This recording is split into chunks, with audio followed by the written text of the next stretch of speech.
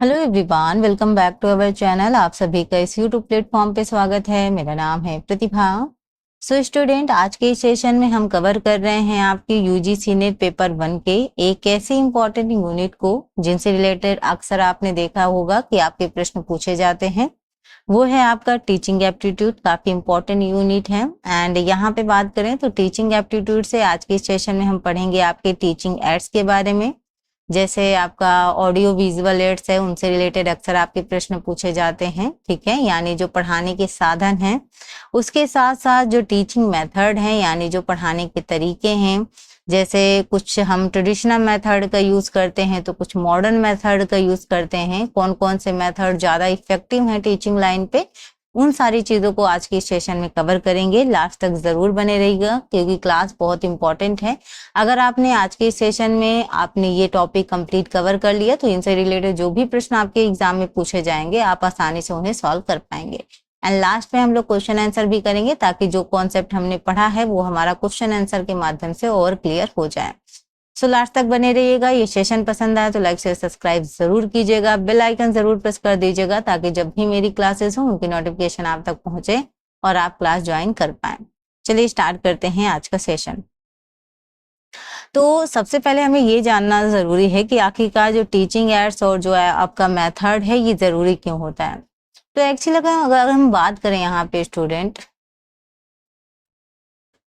तो यहाँ पे स्टूडेंट अगर हम बात करें आपके टीचिंग एड्स एंड मेथड्स की, यानी जो शिक्षण सहायक सामग्री और जो शिक्षण पद्धतियां हैं वो एक इफेक्टिव टीचिंग के लिए बहुत जरूरी है। एक तरीके से इसे बैकबोन कहा जाता है, यानी आपका जो रीढ़ की हड्डी है वो कहा जाता है, क्योंकि अपनी टीचिंग को इफेक्टिव बनाने के लिए आपके लिए जरूरी है कि आप अपने टीचिंग एड्स का इस्तेमाल करें। वो आपका ऑडियो विजुअल एड्स हो सकता है, विजुअल एड्स हो सकता है, यानी दृश्य सामग्री का उपयोग करके आप अपने टीचिंग को और भी बेहतर कर सकते हैं। कुछ ऐसे मेथड हैं जिनका इस्तेमाल करके टीचिंग को और इफेक्टिव किया जा सकता है। जैसे पहले जो आपके ट्रेडिशनल मेथड हैं, जैसे लेक्चर मेथड का इस्तेमाल करके क्या होता था, सिर्फ एक तरफा संवाद होता था, यानी टीचर बोलते थे और स्टूडेंट केवल सुनते थे। इससे बच्चों का इंटरेस्ट भी डेवलप नहीं होता है और कुछ समय बाद बच्चे भूल भी जाते हैं उस चीज को। लेकिन अब जो मॉडर्न चीजें हैं उनमें कुछ ऐसे आपके जो मेथड हैं उनका इस्तेमाल हो रहा है। जैसे आपका ब्रेनस्टॉर्मिंग हो गया, ह्यूरिस्टिक मेथड हो गया, प्रोजेक्ट मेथड हो गया, यानी ये करके सीखने पर ज्यादा फोकस करता है। जब हम कोई चीज करके सीखते हैं तो उनसे क्या होता है, चीजें हमें लंबे समय तक याद रहती हैं। तो इन सारी चीजों को हम एक एक करके कवर करेंगे ताकि आपको और भी चीजें बेहतर तरीके से क्लियर हो सकें। चलिए, तो सबसे पहले अगर हम स्टूडेंट बात करें यहाँ पे आपके टीचिंग एड्स के बारे में, यानी शिक्षण सहायक सामग्री, यानी विषय को और आसान बनाने के लिए और स्पष्ट बनाने के लिए और बच्चों का इंटरेस्ट डेवलप करने के लिए हमें कुछ ऐसे टीचिंग एड्स का इस्तेमाल करना होता है जिनसे बच्चा देख के, सुन के और छू कर उन चीजों को बेहतर तरीके से समझ सके। यानी बच्चे अपनी इंद्रियों का इस्तेमाल करके उन चीजों को बेहतर तरीके से समझ सके। अब जैसे हम पढ़ा रहे हैं, तो हम जब पढ़ा रहे हैं तो आप चीजें देख रहे हैं, यानी ये एक तरीके से आपका क्या हो गया, विजुअल एड्स हो गया। यानी आप चीजें देख रहे हैं। अगर मैं बोलूं ना, ठीक है, लेकिन मैं यहाँ पे बोल भी रही हूँ, यानी आप चीजें देख भी रहे हैं और सुन भी रहे हैं, तो यहाँ पे ऑडियो विजुअल दोनों एड्स आएंगे। तो इसी को एक एक करके हम कवर करेंगे क्योंकि उससे रिलेटेड आपके यूजीसी नेट में एग्जाम में प्रश्न आते हैं और उनसे आपसे पूछा जाता है। तो जैसे अगर हम यहाँ पे स्टूडेंट अगर हम बात करें तो आपके जो टाइप्स ऑफ टीचिंग एड्स हैं, यानी जो टीचिंग के प्रकार हैं, उनमें आता है सबसे पहले आपका विजुअल एड्स। ठीक है, यानी दृश्य सहायक सामग्री, यानी जिन्हें हम देखकर समझते हैं। जैसे आपका ब्लैक बोर्ड हो गया, कोई चीज ब्लैक बोर्ड में रखी है, मतलब हम देख रहे हैं। जैसे मैं आपको पढ़ा रही हूँ, आप स्क्रीन पे पीडीएफ देख रहे हैं। उसके साथ साथ आपके चार्ट हैं, नक्शे हैं, आरेख हैं, मॉडल हैं, फ्लैश कार्ड हो गया। अभी आपके पेपर में ऐसे ही प्रश्न पूछे जाते हैं कि आपका जो दृश्य सहायक सामग्री है वो कौन कौन सी है। कुछ ऑप्शन दिए जाएंगे, उसमें से आपके जो शब्द सहायक सामग्री है और जो दृश्य शब्द सहायक सामग्री है वो भी ऐड कर दी जाएगी। उसमें से आपको चूज करना पड़ेगा कि आपकी जो दृश्य सहायक सामग्री है जिन्हें हम देख कर समझते हैं वो कौन सी है। तो इस तरीके के आपके प्रश्न अक्सर देखने को मिलते हैं। बेनिफिट क्या है स्टूडेंट, कि विद्यार्थी देख कर याद रखते हैं। मतलब कोई चीज आपने देखी है तो आप जल्दी समय तक भूलते नहीं हो। अब जैसे आप कहीं जा रहे हो, आपने कोई चीज देखी है, तो कहीं ना कहीं बैक ऑफ द माइंड आपकी वो चीज घूमती रहती है माइंड में कि हाँ मैंने ये चीज कहीं देखी थी। पहले तो धूमिल धूमिल सा रहेगा, पहले स्पष्ट रहेगा, धीरे धीरे वो चीज धूमिल होती रहती है, लेकिन तब भी टाइम लगता है, यानी काफी लंबे समय तक वो चीज आपको याद रहती है। ठीक है, तो ये चीज याद रखेंगे। वहीं अगर हम बात करें आपके ऑडियो एड्स के बारे में, यानी श्रव्य सहायक सामग्री जिन्हें हम सुनकर महसूस करते हैं, सुनकर सीखते हैं, जैसे रेडियो माध्यम हो गया, टेप रिकॉर्डर हो गया, पॉडकास्ट हो गया, माइक, भाषा प्रयोग वगैरह। ठीक है, अब इस तरीके से मान लो कि आपका रेडियो ऑप्शन दे दिया गया, वहीं आपका टीवी दे दिया गया, उस तरीके से आपके ऑप्शन दे दिए गए और आपको छांटना हुआ कि ये क्या है, मतलब आपका दृश्य श्रव्य सामग्री है कि दृश्य सामग्री है, ऐसे टाइप का, जैसे मैंने आपको बताया। अगर आपने प्रीवियस ईयर लगाया है तो आपको अच्छे से पता होगा कि किस तरीके के प्रश्न पूछे जाते हैं। लाभ क्या है, विद्यार्थी सुनकर सीखते हैं। तो कई बार क्या है, कुछ चीजें हमें देखकर याद होती हैं तो कुछ चीजें हमें सुनकर लंबे समय तक याद रहती हैं। तो एक तरीके से हम अपने जो टीचिंग है उसको और इफेक्टिव बनाने के लिए कुछ इन चीजों का इस्तेमाल करके उनको और इफेक्टिव बना सकते हैं। ठीक है, चलिए, एंड नेक्स्ट जो आपका आता है थर्ड, आपका दृश्य श्रव्य सहायक सामग्री यानी ऑडियो विजुअल जो एड्स हैं उनका प्रयोग। और इनमें कौन कौन से आते हैं आपके, जैसे टीवी हो गया, आप देख भी रहे हैं, आप सुन भी रहे हैं, आपके चित्र भी सामने दिखाई दे रहे हैं और आपको सुनाई भी दे रहा है। जैसे अभी ये आपकी क्लास है, क्लास में आप चीजें देख भी रहे हैं और साथ में आपको वॉइस भी सुनाई दे रही है, तो ये भी आपका ऑडियो विजुअल एड्स पे ही आएगा। ठीक है, फिल्में हैं, स्मार्ट क्लास है, आपका प्रोजेक्टर है, यूट्यूब वीडियो है जो आपका चल रहा है। तो इस तरीके से क्या है कि आपको चीजें लंबे समय तक याद रहेंगी, यानी आप देख भी रहे हैं और आप सुन भी रहे हैं, तो आपकी एक तरीके से समझ और ज्यादा विकसित हो रही है। तो याद रखिएगा, इस तरीके के आपके प्रश्न अक्सर पूछे जाते हैं और आपके लिए जरूरी है। आखिरकार इनकी इंपॉर्टेंस क्या है, पहली बात तो आप इतना समझिएगा, जो आपकी डिफिकल्ट चीजें हैं, जो आपके डिफिकल्ट टॉपिक हैं, उनसे क्या होता है, एक तरीके से इजी तरीके से हमें चीजें समझ में आती हैं, यानी आसान एक तरीके से बना देता है हमारे टॉपिक को। ठीक है, दूसरी चीज अगर हम बात करें तो स्टूडेंट की जो एक्टिव पार्टिसिपेशन है उसको भी बढ़ाने का काम करता है और लर्निंग को रियल लाइफ से भी जोड़ता है, यानी एक तरीके से जो हमारा सीखना है उसको और इंटरेस्टिंग बनाता है, विद्यार्थियों को प्रेरित करता है। और जो कठिन विषय हैं, जो डिफिकल्ट विषय हैं, हमें समझ में नहीं आते, तो कई बार हम अगर पिक्चर के माध्यम से, वीडियो के माध्यम से, या कुछ हमने चार्ट पोस्टर वगैरह देखा है उसके माध्यम से हमें चीजें और क्लियर समझ में आ जाती हैं। ठीक है, और याद जो हम होता है तो वो हमें लंबे समय तक याद भी रहता है। अभी देखो, कोई चीज है आप देख रहे हो, कोई चीज सुन रहे हो, तो उसका अलग ही असर है। कोई चीज सिर्फ हम बता रहे हैं, आपको मुंह जुबानी बता रहे हैं, तो शायद उतना समझ में नहीं आएगा, लेकिन कोई चीज आप देख भी रहे हो, सुन भी रहे हो, तो वो आपको लंबे समय तक याद रहता है। अब अगर हम यहाँ पे बात करें स्टूडेंट आपके टीचिंग मेथड के बारे में, जो शिक्षण पद्धतियां हैं, तो कुछ ऐसे मेथड का इस्तेमाल करके हम जो अपनी टीचिंग है उसको और इफेक्टिव बना सकते हैं। पहले के कुछ आपके जो ट्रेडिशनल मेथड थे उसके साथ साथ कुछ मॉडर्न मेथड को भी हम समझेंगे, दोनों में डिफरेंसेस क्या हैं उसको भी हम जानेंगे, ताकि हमें चीजें और क्लियर हो जाएं। यहाँ पे देखिएगा, एक तरीके से बात करें टाइप्स ऑफ जो टीचिंग मेथड है, यानी जो टीचिंग के प्रकार हैं, सबसे पहले बात करें आपके ट्रेडिशनल मेथड की, यानी परंपरागत पद्धति की।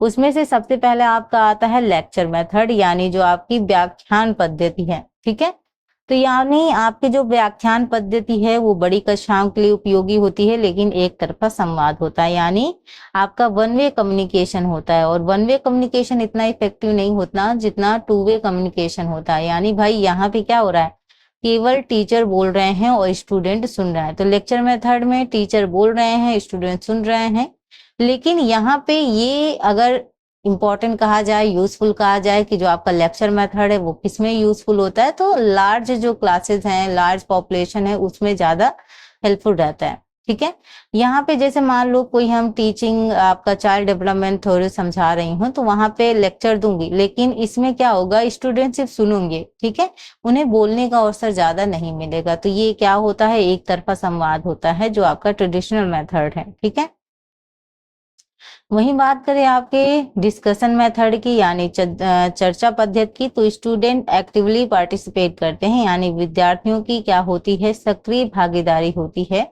जो आपके विद्यार्थी होते हैं, जो स्टूडेंट होते हैं, वो एक्टिव होते हैं, अपनी नॉलेज शेयर करते हैं। जैसे क्लास में अब डिस्कशन कराना, जैसे एक डिस्कशन करा सकते हो जैसे फास्ट फूड एंड जो आपका ट्रेडिशनल फूड है उनमें से कौन सा ज्यादा लाभदायक है। तो स्टूडेंट क्या करेंगे भाई, अपनी अपनी राय देंगे, अपने अपने लॉजिक लगाएंगे, तर्क लगाएंगे और क्या करेंगे, सारे लोग सीखेंगे।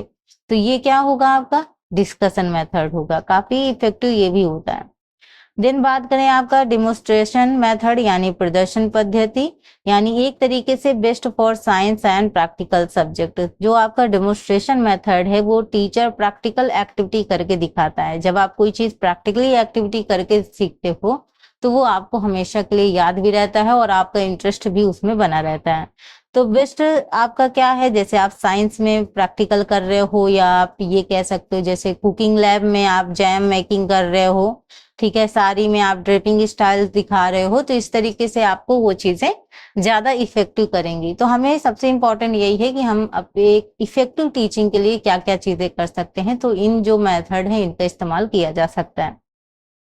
देन अगर हम बात करें यहाँ पे मॉडर्न इनोवेशन मेथड की यानी आधुनिक पद्धतियों की, तो सबसे पहले आधुनिक पद्धति में आती है आपकी प्रोजेक्ट मेथड, यानी आपका जो प्रोजेक्ट मेथड है इसमें बच्चे क्या है, प्रोजेक्ट बनाकर सीखते हैं, प्रैक्टिकल नॉलेज बढ़ती है। ठीक है, तो यहाँ पे जैसे मान लो आप स्टूडेंट को प्रोजेक्ट दे दिए कि भाई आप क्या करो कि भाई न्यूट्रिशन डाइट बनाओ एक प्रेग्नेंट वुमेन के लिए। तो इस तरीके से वो क्या करेंगे, चीजें सर्च करेंगे, खोजेंगे और उसके साथ साथ उनकी नॉलेज और विकसित होगी। यहाँ पे जो आपका किलप्रैक्टिक है वो आपका लर्निंग बाय डूइंग पर ज्यादा फोकस करते हैं, यानी करके सीखने पर वो ज्यादा ध्यान देते हैं। कोई चीज अगर करके सीखी जाती है, प्रैक्टिकली तरीके से सीखी जाती है तो वो ज्यादा इफेक्टिव होती है, ये उन्होंने कहा। ठीक है, तो लर्निंग बाय डूइंग आपका किलप्रैक्टिक, ठीक, करके सीखना। देन आपका आता है प्रॉब्लम सॉल्विंग मेथड यानी समस्या समाधान पद्धति, डीवी। तो यहाँ पे learning through real life problem यानी वास्तविक समस्याओं के माध्यम से सिखाना। तो यहाँ पे जो आपका प्रॉब्लम सॉल्विंग है यानी कोई चीज हम रियल लाइफ प्रॉब्लम से कनेक्ट कर रहे हैं, बच्चे इसमें क्या कर रहे हैं, एक तरीके से लॉजिकल थिंकिंग सीखते हैं। तो ये चीज याद रखिएगा। चलिए नेक्स्ट अगर हम बात करें आपका ह्यूरिस्टिक पद्धति यानी जो आपका अन्वेषण पद्धति है, डिस्कवरी इंक्वायरी बेस्ड लर्निंग यानी खोज और जिज्ञासा आधारित लर्निंग। तो इसमें क्या होता है, स्टूडेंट खुद खोजते हैं, खुद क्या करते हैं, चीजें सर्च करते हैं, एक तरीके से रिसर्च का काम कर रहे हैं। तो यानी इंक्वायरी करना, बच्चों के अंदर एक जिज्ञासा बनी रहती है, कुछ चीज जानने की एक क्यूरियोसिटी बनी रहती है, कोई चीज जानने की, तो बच्चे अपने आप खोजते हैं, क्रिटिकल थिंकिंग विकसित होती है बच्चों के अंदर। देन अगर हम बात करें आपका ब्रेनस्टॉर्मिंग यानी मंथन पद्धति की, तो जनरेटिंग क्रिटिकल आइडियाज यानी बच्चे जो रचनात्मक विचार है वो उत्पन्न करते हैं, कुछ क्रिटिकल आइडियाज जनरेट करने की कोशिश करते हैं। और ये जो आपका होता है ये एक तरीके से ग्रुप वर्क होता है, यानी कई लोगों के साथ ये चीज की जाती है। तो ये आप याद रखेंगे भाई। हमने कोई चीज इंजीनियरिंग लाइन में आपने देखा है, जब इंजीनियरिंग लाइन में पढ़ाई होती है तो सबसे ज्यादा क्या होता है, पढ़ाई के बाद क्या होता है, कुछ ना कुछ हमें जनरेट करना रहता है, कोई ना कोई ऐसी चीज बनानी रहती है जो कुछ नया हो, कुछ इनोवेशन हो, कुछ नया आइडिया डेवलप किया जाए। तो इस तरीके से जो चीजें होती हैं, और ये क्या होता है, अकेले ना करके ग्रुप वर्क में ज्यादा बेहतर हो जाता है। ठीक है, देन अगर हम बात करें आपका ब्लेंडेड लर्निंग यानी संयुक्त अधिगम मिक्स, आपका ऑनलाइन ऑफलाइन दोनों चीजें इसमें मिक्स है। कुछ चीजें जैसे आप ऑफलाइन कर रहे हो, ऑनलाइन में जैसे आप टीवी के माध्यम से कोई चीज सीख रहे हो, या मतलब जैसे कुकिंग आप देखो टीवी के माध्यम से सीख रहे हो, ऑफलाइन में आप क्या कर रहे हो, खुद ट्राई कर रहे हो। इस तरीके से भी चीजें अच्छी से हो जाती हैं। ठीक है, तो यहाँ पे टेक्नोलॉजी और जो प्रैक्टिकल है उसका एक तरीके से ये बैलेंस डेवलप करता है। ठीक, देन आपका आता है आईसीटी बेस्ड टीचिंग, और जो आपका आईसीटी आधारित शिक्षण है, स्मार्ट क्लासेस हो गए, मूक्स हो गए, ई लर्निंग प्लेटफॉर्म आपने देखे हैं।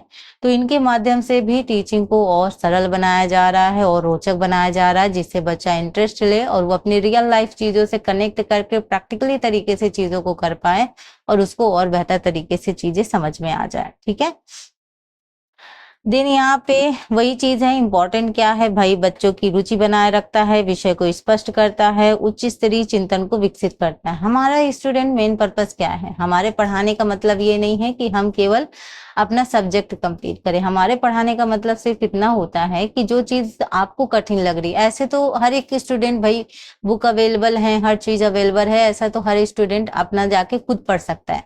लेकिन टीचर का काम मेन यही होता है कि आप कोई भी चीज पढ़ा रहे हैं, कोई भी चीज बता रहे हैं, तो आप उसको ऐसे मेथड का इस्तेमाल करिए, ऐसी विधियों का इस्तेमाल करिए, ऐसी चीजों का इस्तेमाल करिए जिससे जो चीजें बच्चों को कठिन लग रही हैं वो आप इजी तरीके से बता सकें, उसे इजी तरीके से समझा सकें। जो चीजों में उसे इंटरेस्ट भी नहीं आ रहा है वो उसमें भी उसका इंटरेस्ट डेवलप हो सके। कोई चीज उसे कठिन लग रही है, क्लियर नहीं हो रहा है, उसे इजी लगने लगे, उसे स्पष्ट लगने लगे। तो कहने का मतलब है बेसिकली हमें अपनी टीचिंग को इफेक्टिव बनाना है, ना कि बोरिंग बनाना नहीं है, ताकि ऐसा ना हो कि बच्चा सब्जेक्ट पढ़ते ही उसे बोरिंग सा महसूस हो कि बस हो गया, बिकने से इतना ही पढ़ पाऊंगा। ऐसा इंटरेस्ट बनाए कि वो कहे कि हाँ इसके आगे क्या है, उसकी अंदर एक जिज्ञासा बनी रहनी चाहिए कि अभी इसके आगे क्या है। तो ये जो चीजें हैं ये आगे जाके उसको और बेहतर करने में हेल्प करेंगी।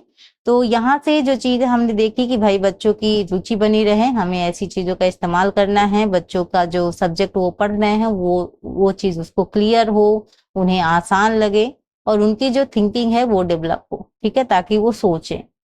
अब देखिएगा कुछ आपके क्वेश्चन आंसर हैं उनको देखते हैं। तो जैसे आपका एक प्रश्न पूछा गया है, OHP यानी ओवर हेड प्रोजेक्टर जो है इसका एक उदाहरण है। इसका उदाहरण क्या है आपका, ऑप्शन है आप सभी के सामने। ऑडियो एड्स आपका यानी ऑडियो सहायता जो आपका, ठीक है, एक तरीके से आपका जो श्रव्य सामग्री है। विजुअल एड्स दृश्य सामग्री आपका ऑडियो विजुअल एड्स, और उसके साथ नॉन ऑफ दिस यानी इनमें से कोई नहीं।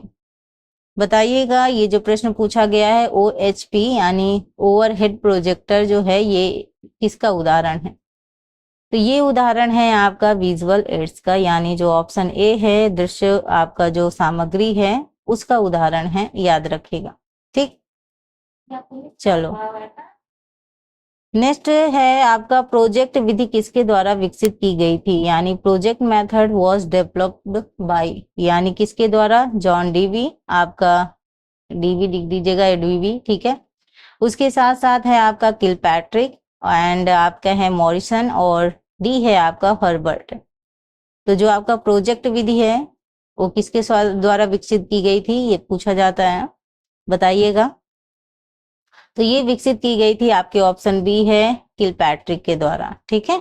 चलिए नेक्स्ट क्वेश्चन देखते हैं क्या पूछा गया है। क्वेश्चन है आप सभी के सामने, शिक्षण सहायक सामग्री का उपयोग करने का मुख्य उद्देश्य है। आपके ऑप्शन ए है छात्रों का परीक्षण करने के लिए, बी है शिक्षण को प्रभावी बनाने के लिए, सी है टू वेस्ट टाइम और डी है टू इंक्रीज सिलेबस यानी पाठ्यक्रम बढ़ाने के लिए। बताइएगा शिक्षण सहायक सामग्री का उपयोग करने का मुख्य उद्देश्य क्या है। तो मुख्य उद्देश्य स्टूडेंट क्या होगा भाई, टू मेक टीचिंग इफेक्टिव, यानी जो शिक्षण है उसको इफेक्टिव बनाने के लिए इसका इस्तेमाल किया जाता है, ठीक है। तो ये रही आज की क्लासेस। और देखिएगा यहाँ पे ऑलरेडी मैंने लास्ट में भी कुछ चीजें दे दी हैं ताकि आपको एक जगह सारी चीजें मिले, जैसे टीचिंग एड्स, ठीक है, यानी आपका जो दृश्य श्रव्य सामग्री है उसके साथ दृश्य श्रव्य सामग्री टूल्स हैं उनके बारे में हमने इस चीजें जानी। उसके साथ साथ हमने टीचिंग मेथड को भी जाना, आपके ट्रेडिशनल मेथड हो गए, आपके मॉडर्न मेथड हो गए, ठीक है। एंड हमने कुछ क्वेश्चन भी डिस्कस किए। इसके साथ साथ मैं अलग से भी कुछ क्वेश्चंस लेकर आऊंगी ताकि जो चीजें हैं वो और बेहतर तरीके से आप सीख सकें। और मिलते हैं अपने नेक्स्ट सेशन में। अपना ध्यान रखिएगा, अपने माता पिता का। Thank you for watching, thank you so much, bye bye.